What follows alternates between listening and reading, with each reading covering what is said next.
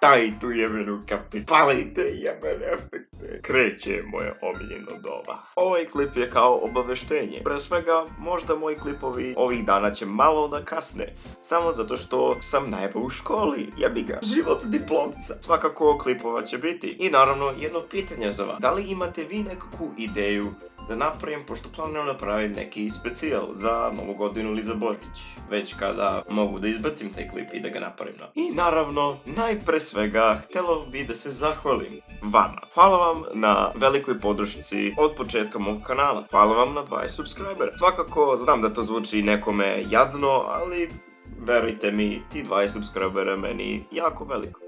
E sad, pošto YouTube ne piše ko je subscriber za mene, i ako niste komentarisali, verovatno neću vas spomenuti zato što ne znam vaš username. Jebi ga. Sećam se kad je YouTube bio dobar pa je govorio tačno ko su vaši subscriberi. Mislim, postoje jedno mesto gde možete da proverite. Ali svakako, Jonče Kitanov, Nabi Balkan, Magija crtanja, Mandato, The Pavle Beast PvP, kreativno ime, Mixi the King, Erza Scatlet, Tea M, Plati Tupi, ako se to tako kaže, Plati Tupi, Tapi, kako god, Ljubiša Radojčin, The Serbian Ace, Johnny Gamer. Ja se nadam da sam sve spomenuo. Ako se zadesilo da vas nisam spomenuo, slobodno napišite u komentaru. Shinigami je pička velika. Svakako, hvala vam puno. Volim vas, vaš srpski Shinigami.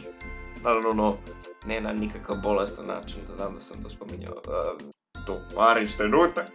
I ako imate neko mišljenje, neku ideju, slobodno dobacite. Da bi znao da nešto ubacimo od toga u moj specijal.